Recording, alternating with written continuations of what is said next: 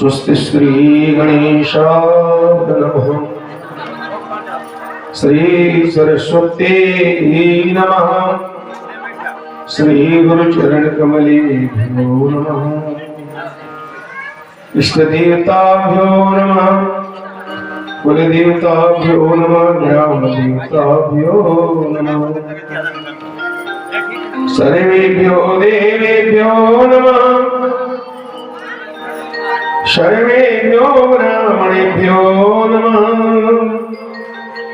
सिद्धि बुद्धि सहिताय श्रीमन्महागणाधिपतये नमः। वक्रतुंड महाकाय सूर्यकोटि समप्रभ निर्विघ्नं कुरु मे देव।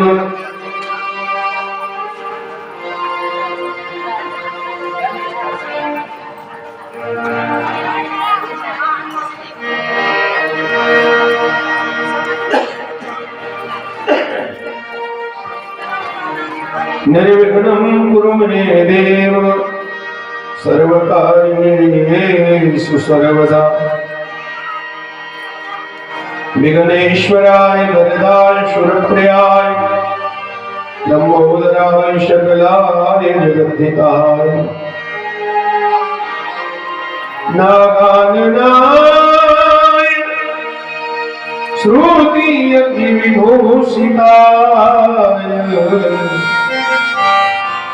गौरीसुताय गणनाथ नमो नमस्ते। सच्चिदानंद रूपाय विश्वोत्पत्त्यादि हेतवे तापत्रय विनाशाय श्री कृष्णाय वयं नमः। कृष्णाय वासुदेवाय हरे परमात्मने प्रणतक्लेशनाशाय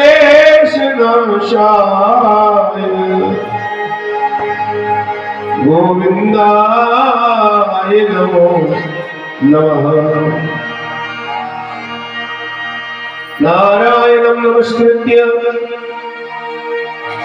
नरं चैव नरोत्तमं। तुलसी पत्र डालो जितने मिठाई लाए हो। बिना तुलसी को नीचे डालो। तुलसी पत्र डालो उसमें।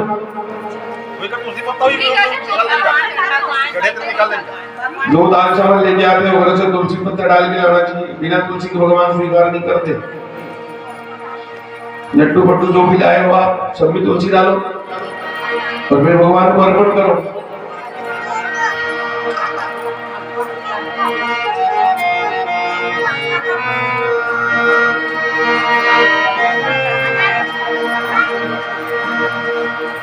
तापत्रय विनाशाय श्री कृष्णाय वयं नमः।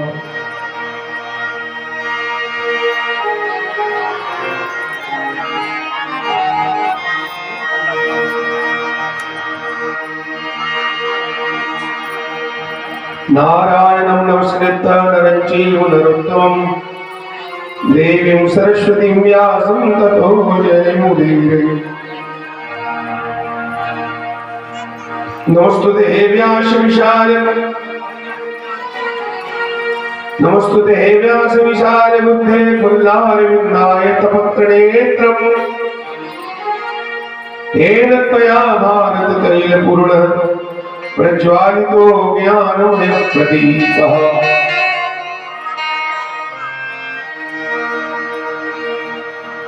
भक्ति भक्त भगवंत गुरु चतुर्नामो हुए इनके पद वंदन किए नासत विघ्नों लेत सदा सुदिनीन की सहज दया के धाम। जननी जनक हरिदास के प्रभु श्री सीता राम। जय जय श्री राधा रमण जय जय नवल किशोर, जय गोपी चित चोर प्रभु, जय जय माखन। शब्द्वार को छाड़ी के मैं आयो तेरो द्वार। ओ विश्वानु लाडली जरा मेरी ओर निगाह।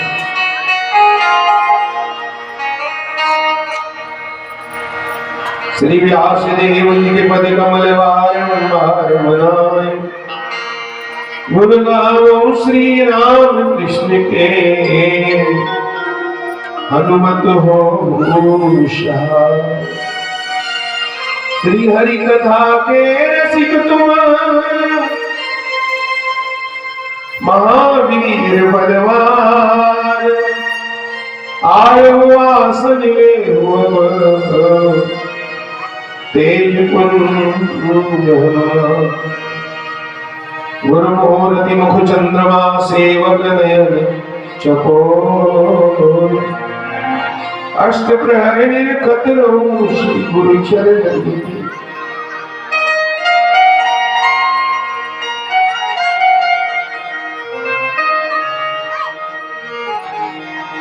आज मंगलवार का दिन है। आज मंगलवार है, महावीर का वार है। जो कोई ध्यावे सच्चे मन से उसका बेड़ा। हनुमान चालीसा के नाम शुरू कर ले आज की कथा का। और यहाँ दिव्य मंदिर है हनुमान जी का। ऐसा कुछ नियम बना, पता नहीं आपके है कि सब जगह शुरू हो गया है। सामूहिक रूप से मंगलवार को पाठ करना है नौ को। हमारे धमतरी में तो मंगलवार को 50 मंदिरों में होते हैं, हमारे गांव में भी होते हैं। नौ को संगठित करने का एक साथ कम से कम हम एक जगह एक दिन तो इकट्ठे हो जाए हफ्ता में। इस भाव से विश्व बजरंग दल के विश्व परिषद के लोगों ने एक नियम चला दिया है कि सामूहिक रूप से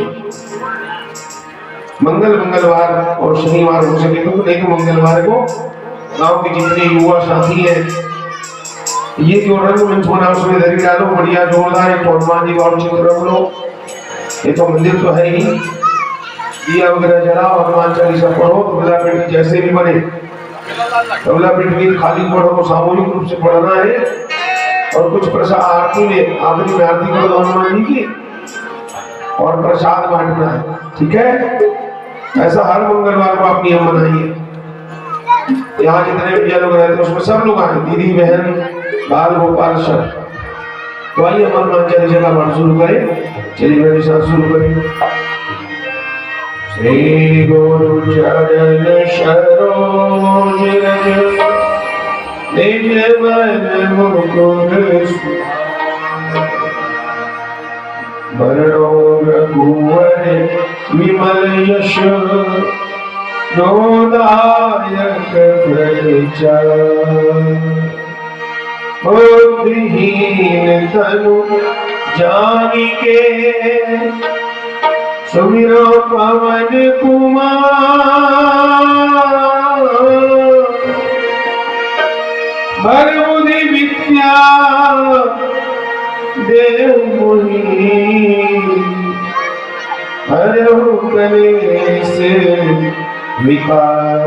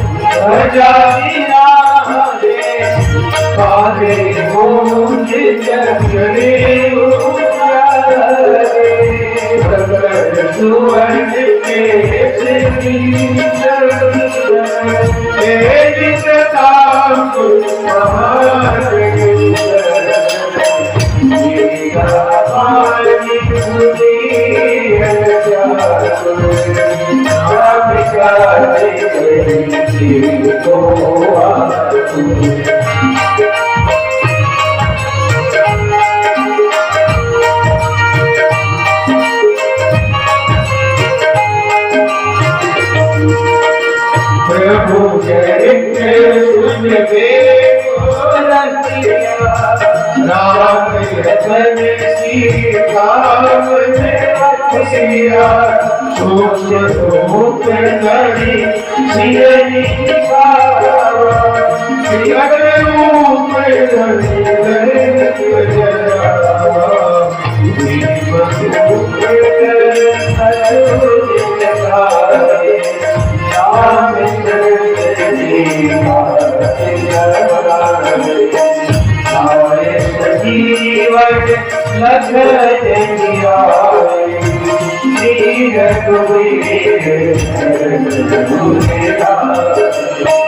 रघुपति की बहुत बड़ाई तुम अवधिया सच बदन तुम रोज सिखावे दीपति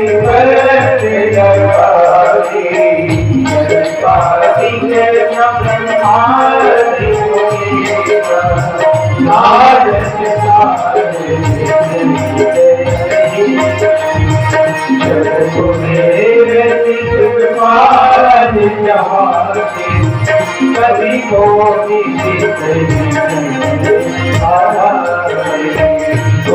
उपकार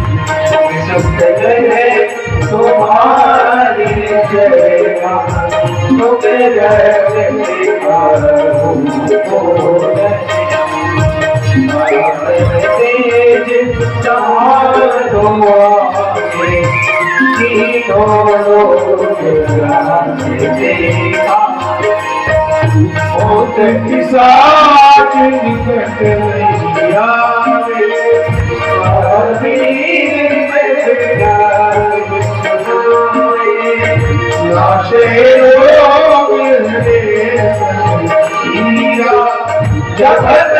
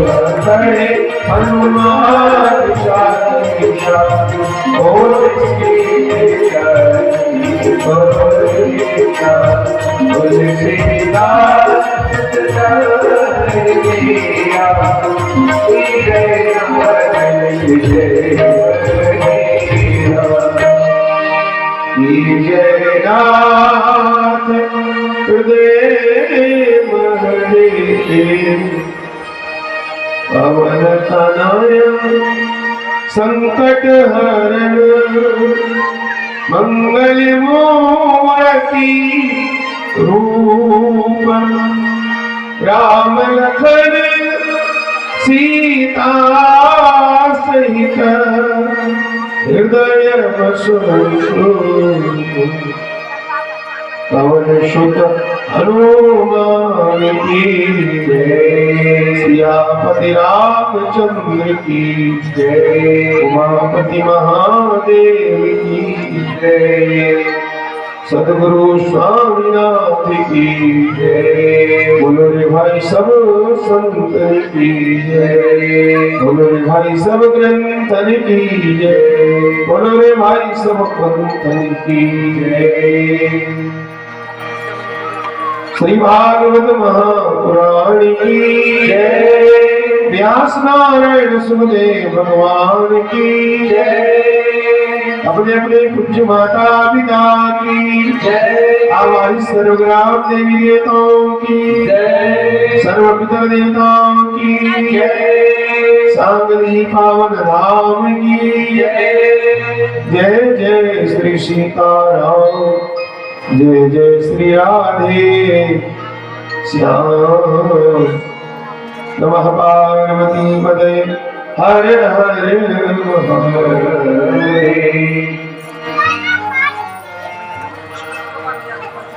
श्री परम मंगल में भगवान नंद नंदन यशोदानंदन वसुदेव नंदन देवकी नंदन आनंद नंद सच्चिदानंद बांके बिहारी निर्बलधारी पुण्य बिहारी अशुरारी भक्त भयारी मोहन मदन मुरारी भक्त वक्षा कल्पतरु भगवान कृपा सिंधु दया सिंधु करुणा सिंधु श्री बालकृष्ण की वांगनी प्रति स्वरूपा भगवत स्वरूप श्रीमद् भागवत महापुराण सप्ताह ज्ञानी यात्रा के इस पंचम दिन अथवा छठवें दिन के पावन पड़ाव में परमात्मा के पावन चरणों में विराजमान धर्म भूमि, प्रेम भूमि, भक्ति भूमि, संस्कार भूमि, संतों की पावन भूमि, कबीर पंथियों की मेहनत कश किसानों की, काश्तकारों की, भक्तों की, समाज सेवकों की पुण्य भूमि, कलाकारों की पुण्य भूमि, शांगली पावन धाम के एवं आसपास के अन्य पड़ोसी ग्रामों से पधारी आदरणीय संतजनों, पिता तुल्य मेरे बुजुर्ग जनों, वृद्ध जनों, मेरे हम उम्र भाइयों, नौजवान साथियों, मित्रों,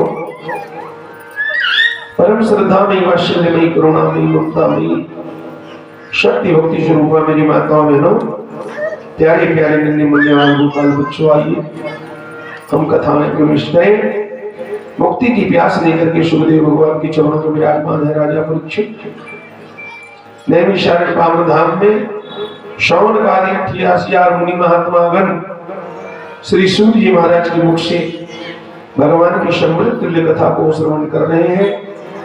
और हम सब लोग बड़े भाग्यशाली हैं जो इस घोर कलिकाल में देव दुर्लभ मानव जीवन प्राप्त करके जन कल्याण के वास्ते, विश्व कल्याण के वास्ते और खास करके अपने जितने भी इस गांव के लोग पितर हो चुके हैं, पधार गए हैं भगवत धाम, उनकी सदगति के लिए सार्वजनिक रूप से और भगवान की इस मंगलमयी कथा का आयोजन आपके द्वारा हुआ है।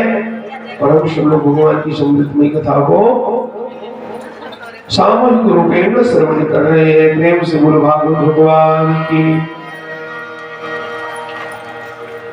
कल की कथा में आता हूं मैं।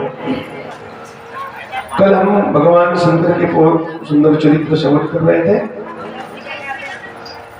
उसके पश्चात चतुर्थ स्कंद में मनु महाराज की कथा थी। ठीक है, मनु महाराज की 3 बेटियां हैं, 2 बेटे हैं। मनुस्तु सुखरूपायाम त्रिशः कन्याश्च भारत आपूति देवहूतिर प्रसूतिर विश्रुतः। श्री सुखदेव भगवान कहते हैं, भारत परीक्षित को भारत का, इसलिए मैं उस दिन बता रहा था आपको, भारत का हर व्यक्ति भारत है, हर आदमी भारत है। इसमें सबसे बड़ा एक चमत्कार ये, कुदरती चमत्कार है भगवान का, कि जब हम अपने बाएं हाथ दाहिने हाथ के कमर में अपना हाथ रख करके यूं खड़ा कर देते हैं बायां हाथ ऊपर की तरफ, तो हमारे शरीर में भारत का नक्शा बन जाता है। समझ गए? ये सबसे बड़ी एक करिश्मा है भगवान का, कुदरती देन है। और भारत का बच्चा बच्चा भारत है। शांति में तो भारत है, और फिर किसी ने छेड़ दिया तो हम ही महाभारत हो जाते हैं। भारत हमेशा शांति का पक्ष धर रहा है। भारत जोड़ना जानता है, मिलजुल करके रहना पसंद करता है, तोड़ने का काम नहीं। भारत को जोड़ने, भावने ज्ञान, जो ज्ञान की खोज में युगों युगों से लगा रहे हैं, भावने ज्ञान रथ, ज्ञान की खोज में रथ, इसका नाम है भारत। कौन सा ज्ञान? बोले मुक्ति का ज्ञान, मोक्ष का ज्ञान। विदेशी लोग भी खोज रहे रात दिन, समुद्र में देखो ना, वो तो केकड़ा खोज रहे हैं, और क्या ढूंढेंगे? भारत के लोग मुक्ति का मार्ग ढूंढ रहे हैं। कहां है वो भगवान? मुक्ति किसे कहते हैं? तो इसलिए भारत विश्व का गुरु है। विदेशी भोग ढूंढ रहे हैं, भोग में सुख ढूंढ रहे हैं, और भारत वाले योग में शांति प्राप्त कर रहे हैं। भोग में रोग है, योग में ही परमात्मा का संयोग है। विदेशों में भोग है और भारत में योग है। योग में भगवान का दर्शन है, योग में शांति है, योग में मुक्ति है। यहाँ ज्ञान योग चल रहा है आपके यहाँ, ज्ञान यज्ञ, ज्ञान योग है। मेरी माताओं सुनो, मनु महाराज की 3 बेटी है और 2 बेटे हैं। तो 3 बेटियों की कथा हम लोगों ने सुनी, आकुति, देवहूति, प्रसूति। आकुति नाम की कन्या रुचि नाम के प्रजापति के साथ शादी ब्याह हुआ। आकुति के गर्भ से भगवान यज्ञ बन के आए, यज्ञ नारायण कहलाए। मंझली बेटी का नाम है देवहूति। देवहूति का विवाह भगवान ब्रह्मा के मानस पुत्र कर्दम ऋषि के साथ हुआ। तब देवहूति की गोद में जगत पिता भगवान, जगदाधार जगत पिता नारायण, देवहूति मां की गोदी में कपिल नारायण बनकर के प्रकट हुए। बोलो कपिल नारायण भगवान की। अपने मां को माध्यम बना करके सारे संसार को सुंदर शिक्षा दी, सांख्य योग का और बड़ा उपदेश किया भगवान ने सांख्य शास्त्र का। जीव का जन्म कैसे होता है, कर्म अच्छा रहेगा, कर्म से ही जन्म है, समझिए। अच्छे खानदान में हम जो देखते हैं कारण क्या है, मनुष्य तो सब है, लेकिन कर्मों के कारण ही अच्छे कुल में खानदान में हमारा जन्म है। इसलिए कर्म को सुधारो। जो अच्छा कर्म करते हैं उन्हें अगले जन्म में अच्छा खानदान, अच्छे माता पिता, अच्छे कुलगोत्र की प्राप्ति होती है। और जिसका कर्म बिगड़ा उसका तो फिर जन्म बिगड़ जाता है। कर्म खराब करेगा, सीधी सी बात है, तो मरने के बाद वो मुक्ति नहीं पाएगा, नरक जाएगा। नरक में जाने वाला जीव नरक की यातनाएं भोग करके, जब नरक में गया है तो अच्छा काम तो किया नहीं, और नरक की यातनाओं को हजारों साल भोग करके किसी निम्न घर में फिर जन्म लेता है। गरीब के घर में आ जाएगा, किसी पापी के घर में, रोगी के घर में, और फिर पाप करेगा। उसका कर्म चलते रहता है। और जो लोग अच्छा कर्म करते हैं वो अच्छे पुण्यात्मा के घर जन्म लेते हैं, और फिर अच्छे अच्छे कर्म करते हैं, फिर पुण्य करते हैं, तो उस पुण्य के प्रताप से बार बार उस स्वर्ग जाते हैं, बार बार अच्छे खानदान में जन्म लेते हैं। समझ गए? कोई गरीब है, कोई अमीर है, कोई एकदम सुंदर है, कोई गुरु है, इसके पीछे क्या है? तो इसके पीछे सब कर्म ही कारण है। समझ गए ना? इसलिए कि हमारे कर्म है जिसे लेकर हमारे इस तरह से। मेरी माता और बहनों, ये सब भगवान ने सुनाया और ये भी बताया कि शांति भोगों में नहीं है, शांति भजन में है। सत्संग में जो सुख मिलता है यही जीवन का सच्चा सुख है। आपके पास करोड़ों की संपत्ति हो, अरबों रुपये हाथ में रखे हो आप, और उस करोड़ रुपए से आप पूरे संसार खरीद सकते हो। सब कुछ तो बिकता है संसार में, पैसे से क्या नहीं मिलता? मिलता है कि नहीं मिलता है? पैसा है तो संसार में सब कुछ खरीद सकते हो। पर एक बात है प्यारे, पैसे से दुनिया में सब कुछ खरीद सकते हो, पर मुझे बताओ क्या पैसे से कोई दुकान में शांति भी बिकती है क्या? है ऐसा कोई दुकान है दुनिया में जहां शांति मिलता हो? पैसे से 2-4 किलो शांति खरीद लो। सुख खरीदा जा सकता है, पैसे से सुख मिलता है ना? पैसे से सुख मिलता है पर शांति नहीं मिलती, और सुख भी नहीं है जिसको मैं पहले बता दिया, वो हमने मान लिया है, वो सच्चा सुख नहीं है। वो तात्कालिक सुख है, क्षणिक सुख है, टेम्परेरी सुख है वो। उसके बाद उसमें दुख ही दुख है। नया कूलर खरीद के ले आया, कितना सुख है। तो कूलर था नहीं घर में, पहली बार कूलर आया तो उसमें बड़ा सुख आता है। लेकिन वही कूलर खराब हो जाए या उसमें किसी को करंट लग जाए तो कितना दुख का कारण बनता है। तो सुविधा जो है ना, ये सब सुविधा है भाई। ये जितना देख रहे हो संसार में जुटा रहे हैं, सुविधा है। और सुविधा से हमारा थोड़ा दुख कम हो जाता है, थोड़ी परेशानी कम हो जाती, थोड़ा राहत मिलता है। पर एक जहां समझ लो कि सुविधा से सुख मिलने वाला सुख कहां मिलेगा? सदगुरु कबीर बाबा कहते हैं, जो सुख मिलता राम भजन में। राम के भजन में, राम के नाम में 100 सुख धाम राम असनामा।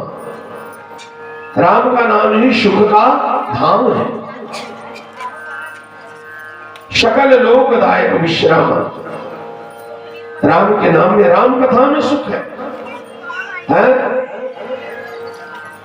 मन कर्म वचन जनित अघ जाई।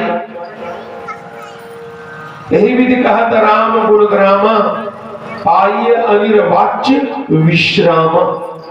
विश्राम राम के गुणगान में। यही विधि कहा था, राम गुण ग्रामा, राम की कृष्ण के गुणगान में। लगोगे सुनोगे तो क्या मिलेगा? अनिर्वचनीय पाई अनिर्वाच्य विश्रामा, जिसको शब्दों में बताया नहीं जा सकता कितना विश्राम, कितनी शांति मिलती है। ये जो आनंद आता जैसे रात में आ रहा था, कितना आनंद लेकर नाच रहे थे तुम, कितना आनंद आया। रात में भगवान शंकर की शादी में सब घराती बराती बन के नाच रहे थे, कितना आनंद आया। तौल में बताओ, तौल के ऐसे नहीं, के किलो आनंद आया, नहीं तो लीटर लीटर में माप के बताओ। आनंद असीम है, आनंद की कोई सीमा, आनंद अतुल्य है, उसको कोई तौला नहीं जा सकता। और इसी आनंद के लिए तो हम संसार में भटक रहे हैं भैया। तो भाव यही है।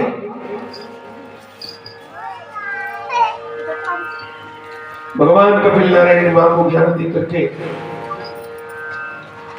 मां के माध्यम से पूरे संसार को ज्ञान दिया है।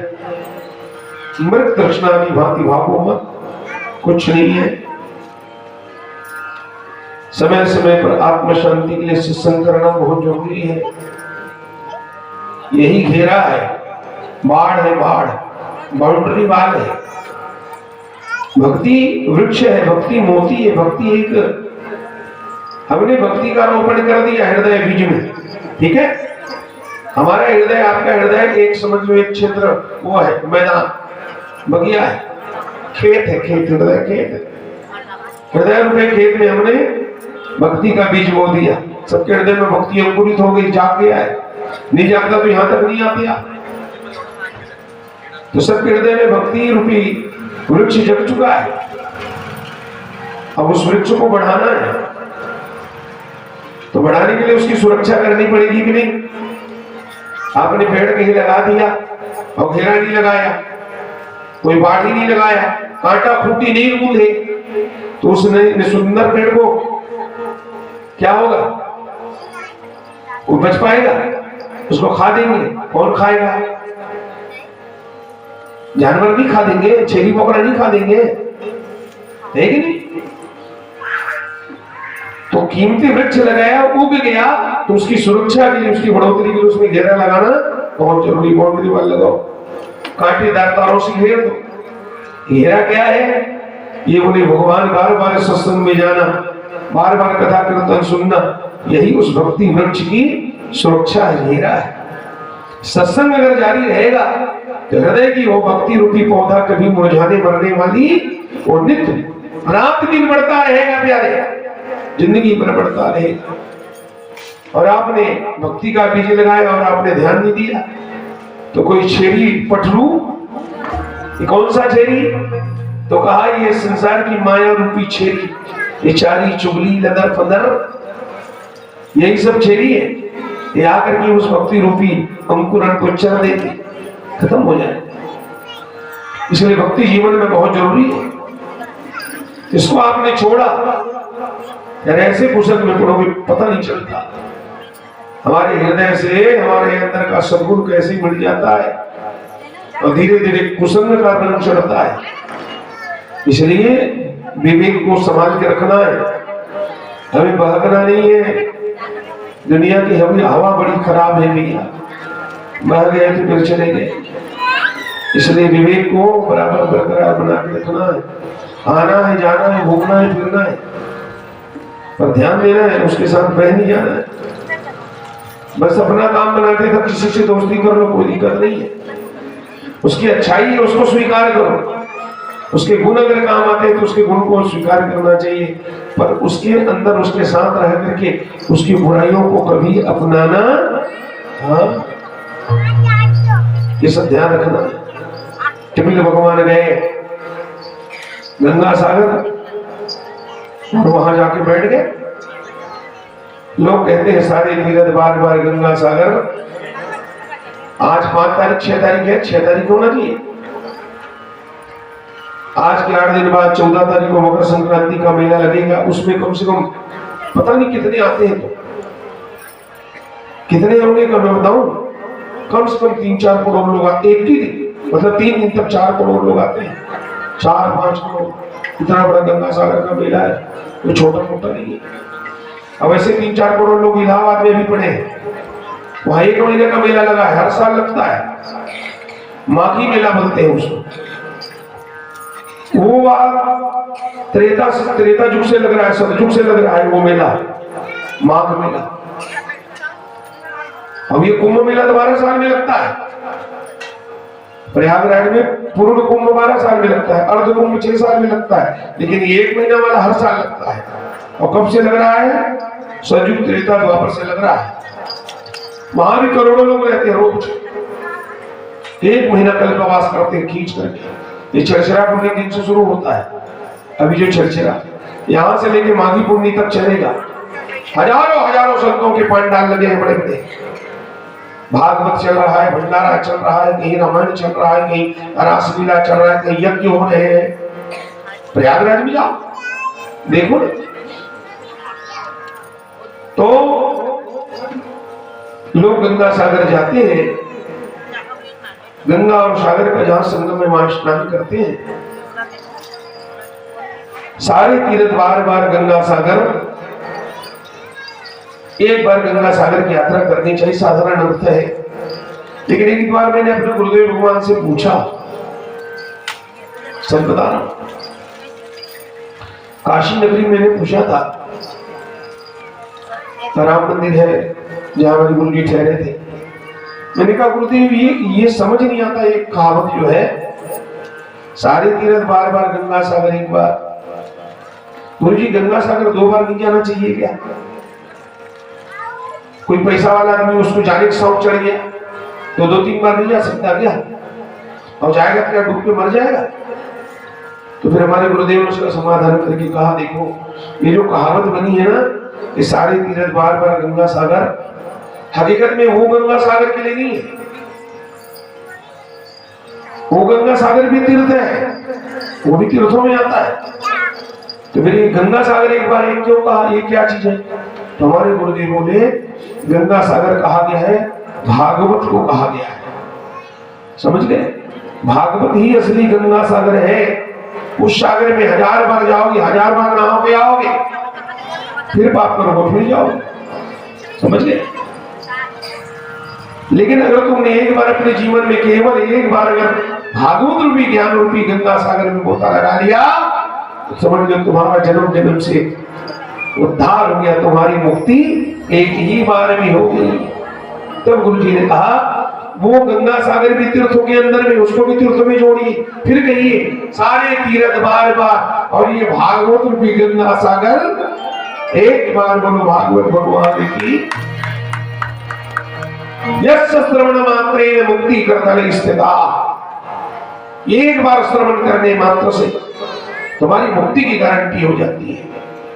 भागवत भाव से सुनने वाला व्यक्ति मुक्त हो जाता है। और भागवत कथा का यही सबसे बड़ा गुण है कि भागवत भगवान सुनने वालों को भव सागर से निकाल करके भाव सागर में डुबा देता है सबको। और जो भाव सागर में डूब गया, कथा सुनते सुनते आंखों में अश्रुपात हो गया, भगवान से तादात्म्य हो गया, जुड़ गया हृदय से, हृदय का तार, तो समझ लो हो गया बेड़ा। अब उसके बाद मनु महाराज के बेटों की कथा आ रही है। 2 बेटे हैं, प्रियव्रतोत्तान पादौ शत्रुपापते वासुदेव से कल्याणी रक्षायाम च स्थितौ। मनु महाराज के 2 बेटा, बड़े बेटा का नाम है प्रियव्रत, छोटे बेटा का नाम है उत्तानपाद। प्रियव्रत का शाब्दिक अर्थ है प्रिय धन व्रत। जिसको जन्म से ही व्रत प्रिय हो, पूजा पाठ उपवास दास प्रिय हो, उसको कहते हैं प्रियव्रत। इसका एक अर्थ ऐसा है, प्रिय मने होता है सर्वश्रेष्ठ, और व्रत मने होता है प्रतिज्ञा। जो सर्वश्रेष्ठ प्रतिज्ञा करता है अपने जीवन में, हकीकत में वही प्रियव्रत है। प्रिय मने सर्वश्रेष्ठ, व्रत मने प्रतिज्ञा। हम लोग कहते हैं नहीं, मैंने चाय नहीं पीने का व्रत ले लिया है, तो व्रत मने क्या हुआ? चाय छोड़ दिया है। मैंने गुड़ाखू घसने का व्रत ले लिया है, व्रत मने प्रतिज्ञा। तो जस सर्वश्रेष्ठ प्रतिज्ञा करता है वही प्रियव्रत है। तो प्रियव्रत ने कौन सा प्रतिज्ञा कर लिया? उसने कुंवारापन में ही, जब 18 साल के युवक थे, उसने प्रतिज्ञा कर लिया बची हुई उम्र को अब मैं संसार के प्रपंचों में नहीं, गारा मिट्टी इकट्ठा करने में नहीं लगाऊंगा, मैं मकान दुकान में। क्या करोगे? बचे उम्र समय केवल भगवान का भजन करूंगा, अर्थात मैं शादी वादी कराने वाला, मैं गृहस्थाश्रम में प्रवेश नहीं करूंगा। वैरागी हो गया होगा, उसको वैरागी गुरु की प्राप्ति हो गई। देवर्षि नारद जी महाराज ने आकर गुरु को ऐसे वैराग्य के परम उपदेश किया, संसार की नश्वरता का नारद जी ने उसके सामने ऐसे बखान कर दिया कि बेटा प्रियव्रत का मन वैरागी हो गया है। क्यों करता मन तेरा मेरा? नारद जी ने कहा संसार मुसाफिर खाना है, क्या लेके तू आया जग में, क्या लेके अब जाना है। जागो हर क्षण व्यर्थ न जाए, यम का बुलावा आएगा, तेरे ही सब कुटुंब कबीला अर्थी चिता सजाएगा। बागों में ना सदा रहेगी हंसती गाती हरियाली, सदा न रहने पाएगी सुंदर चिड़ियों की खुशियाली।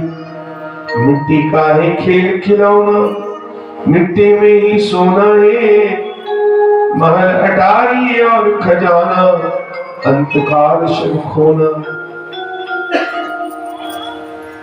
याद करो जो वचन दिया था, हमने भगवान से वादा किया था कि नहीं कि प्रभु मुझे मां किस गर्भ रूपी नरक से बाहर कर दो, मैं वचन देता हूं कि संसार में जाकर के तुम्हारा भजन करूंगा।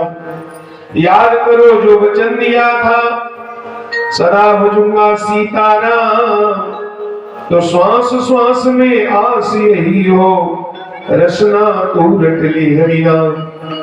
सूर्य कहे हृदय के निवासी, मीरा मेरे गिरधारी, निरंजन चातक बने श्याम हित, तुलसी कबीरा को तारी।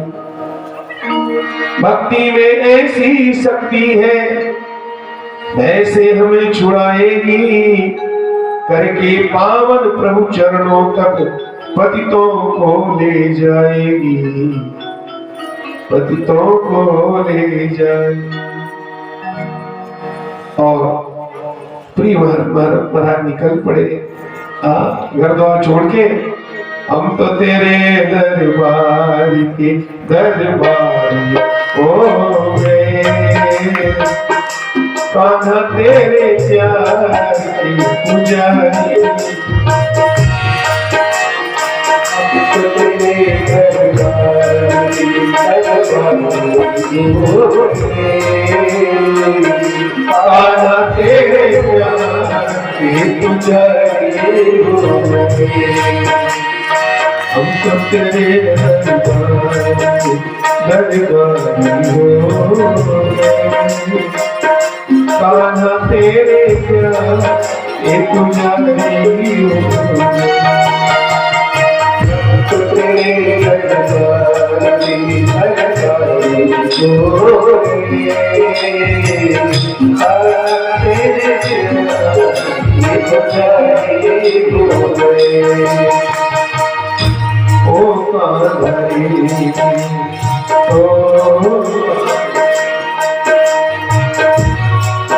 कान्हा, हम दीन जनों को भूल कर जाना, भूल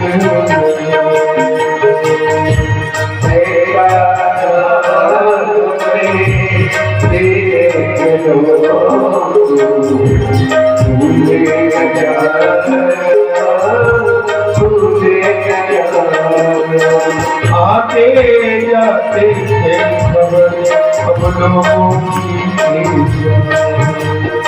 आते जाते हैं खबर हम लोगों की, जाना संदेश